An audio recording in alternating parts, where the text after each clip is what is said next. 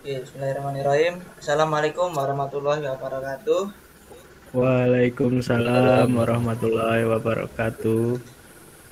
Selamat malam. Kami ucapkan terima kasih kepada dosen kita yang terhormat, Bapak Yasid, dosen data mining kelas B, yang telah memberikan kami kesempatan untuk menyelesaikan tugas akhir kami. Sebelum itu, izinkan kami untuk memperkenalkan terlebih dahulu.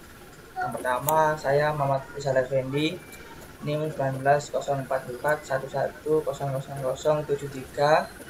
Selanjutnya, Kemudian saya Bima Adi Winata Kurniawan, NIM 19074. Dan saya Muhammad Ilham Zakaria, NIM 19161.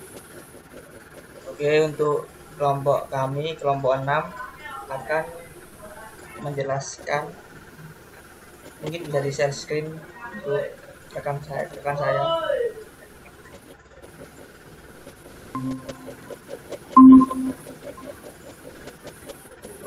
Apakah sudah terlihat? Sudah terlihat dengan jelas.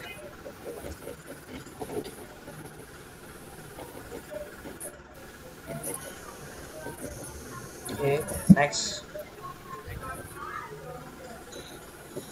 Jadi kelompok kami akan menjelaskan tentang prediksi kanker payudara menggunakan teknik data mining.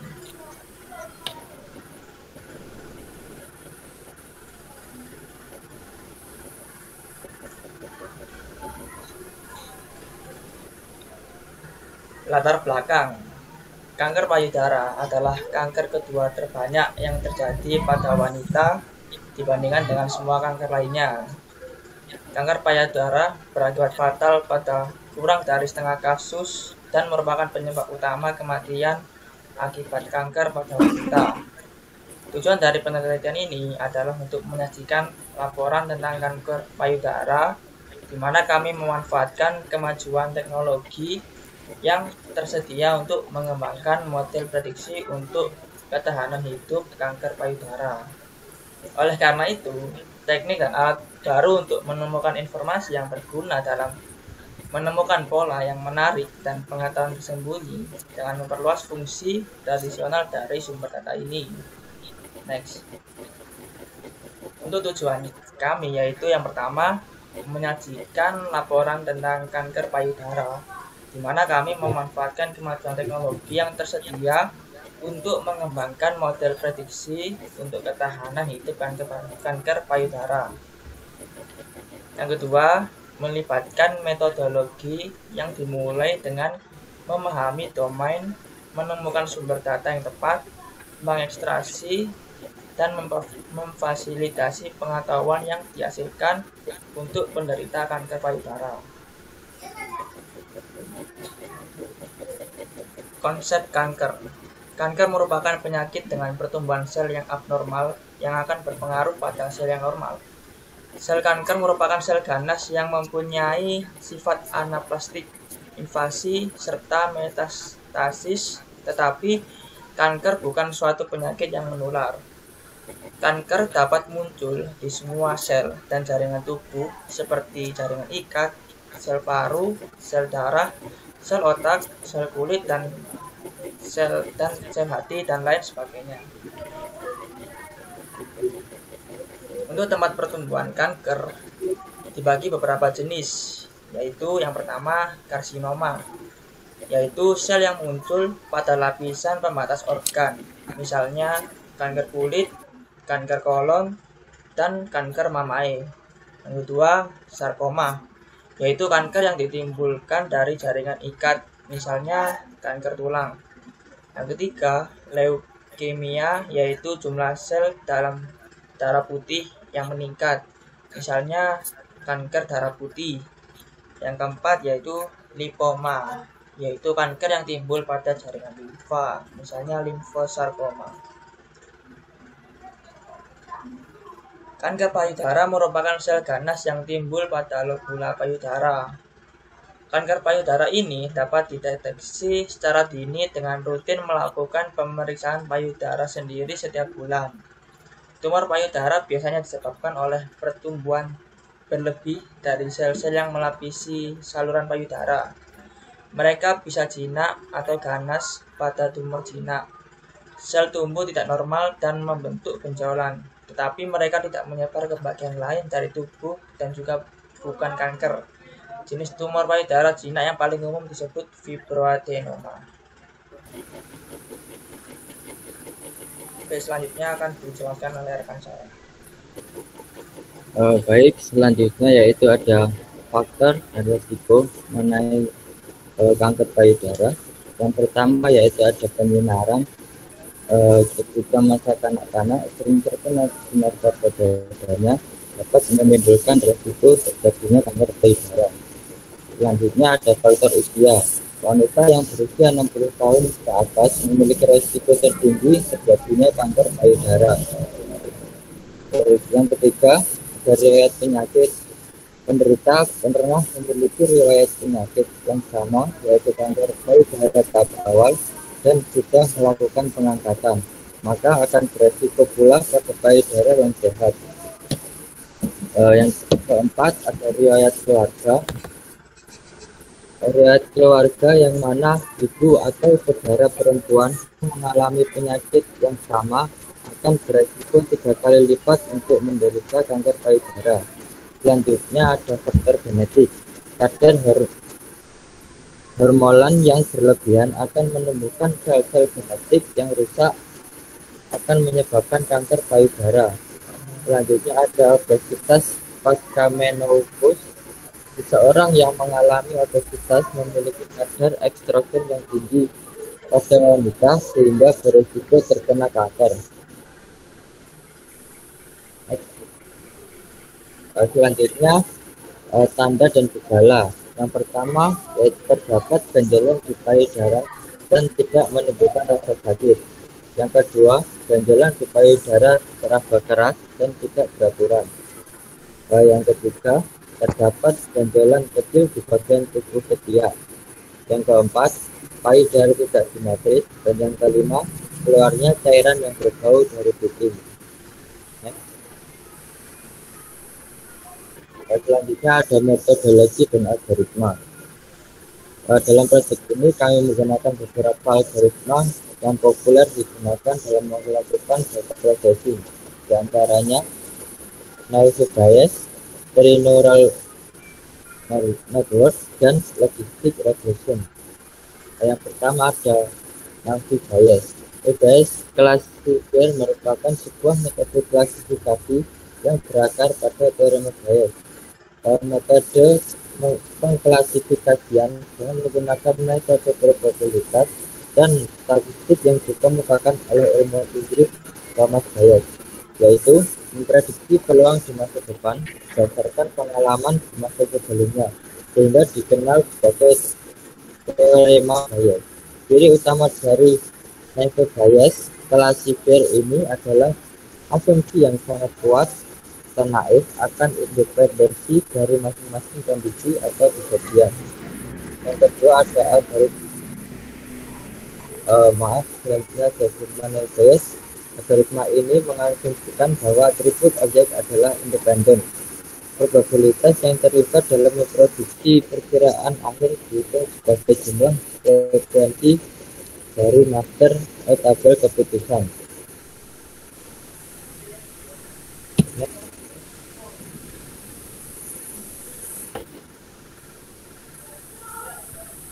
Yang kedua yaitu ada algoritma tree.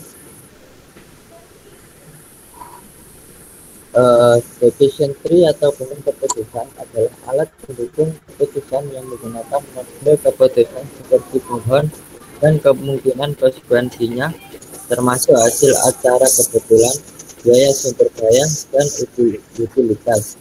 Ini adalah salah satu cara untuk menampilkan algoritma yang hanya berisi pernyataan kontrol syarat. Algoritma dasar algoritma berisi yaitu yang pertama ada tree dibangun dalam sebuah rekursif top down bergaya divide and transfer. Yang kedua, pada awalnya semua training example berada di akar atau root. Yang ketiga, atribut bersifat catat ketik atau jika dimulai terus-menerus mereka disebutkan sebelumnya. Yang keempat, ada example dipartisi secara rekursif berdasarkan atribut yang dipilih. Yang kelima, atribut uji dipilih berdasarkan pada heuristik atau ukuran statistik. Ketika ada neural network, yaitu berstruktur neuron pada otak manusia dan proses kerja yang dijelaskan di atas, maka konsep dasar pembangunan neural network buatan artificial neural network terbentuk. Ide mendasar dari artificial neural network atau ANN adalah mengadopsi mekanisme berpikir sebuah sistem atau aplikasi yang menyerupai otak manusia, baik untuk pemrosesan berbagai sinyal elemen yang diterima, toleransi terhadap kesalahan atau error, dan juga parallel processing. Proses pada ANN dimulai dari input yang diterima oleh neuron beserta dengan nilai bobot dari data input yang ada. Setelah masuk ke dalam neuron, nilai input yang ada akan dijumlahkan oleh suatu fungsi perambatan atau timing function yang bisa dilihat seperti ada di gambar dengan lambang sigma. Hasil penjumlahan akan diproses oleh fungsi aktivasi setiap neuron. Di sini akan dibandingkan hasil penjumlahan dengan result atau nilai ambang tertentu. Yang nilai melebihi result, maka aktivasi neuron akan dibatalkan. Baliknya, jika masih di bawah nilai result, neuron akan diaktifkan.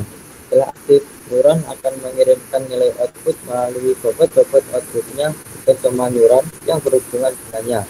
Proses ini akan terus berulang pada input-input selanjutnya.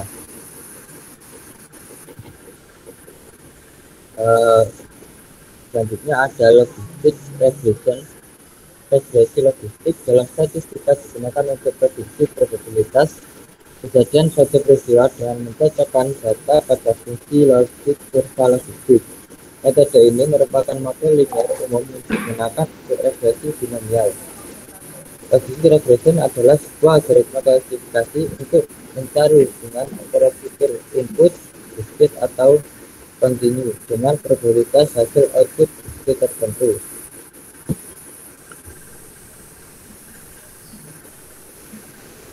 Baik, untuk pengimplementasiannya dengan menggunakan aplikasi Orange, di sini dapat dilihat kita membuat dua file terlebih dahulu untuk melakukan prediction. Jadi pada file pertama kita berisi data-data dari setiap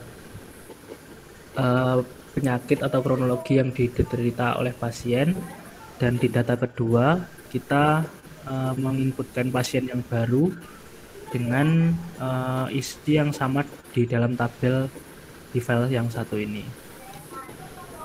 Di sini dapat dilihat dari data tabelnya dapat dikeluarkan. Kemudian untuk yang file 1, di sini kita melakukan processing dengan menggunakan logistic regression, neural network, tree, dan naive bayes. Kemudian kita sambungkan ke function prediction yang akan kita sambungkan untuk ke filenya dan akan ditampilkan di data table. Di sini dapat divisualisasikan dari prediction. Ada dua value yang sudah dipilih sebelumnya pada slide ini.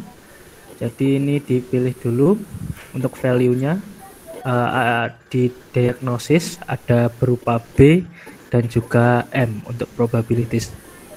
Di sini ada beberapa data yang sudah ditampilkan dari ID-ID yang sudah kita buat di file yang ini untuk file trainingnya. Selanjutnya kita akan melakukan test and score untuk masing-masing dari tiap logistic regression, neural network, tree, dan naive bayes. dengan menyambungkannya di test underscore, kita dapat mengetahui hasil dari presisi dari tiap-tiap model yang telah kita gunakan. Untuk presisi tertinggi di sini kita mendapati neural network dengan presisi tertinggi yaitu 0,988, kemudian disusul dengan model tree dengan 0,986, kemudian naive Bayes dengan 0,942 dan terendah menggunakan logistic regression dengan hasil 0,394. Untuk kesimpulannya, pada proyek kali ini kami mengaplikasikan 4 model prediksi dalam mengidentifikasi penderita kanker payudara menggunakan konsep data mining dengan menggunakan tools Orange. Di sini kami menggunakan 4 model metode dalam mengidentifikasinya, diantaranya yaitu naive Bayes, tree, neural network, dan logistic regression. Dengan memanfaatkan dataset dari UCI, kami mengaplikasikan seleksi data dan transformasi dalam mengembangkan model prediksi.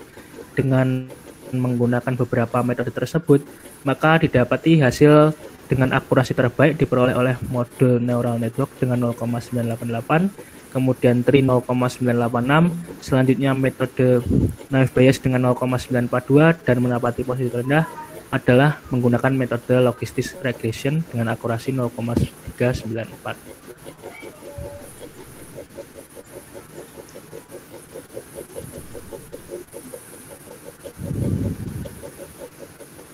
Oke, mungkin itu saja dari kelompok 6. Kurang lebihnya kami mohon maaf. Terima kasih. Wassalamualaikum warahmatullahi wabarakatuh. Waalaikumsalam warahmatullahi wabarakatuh.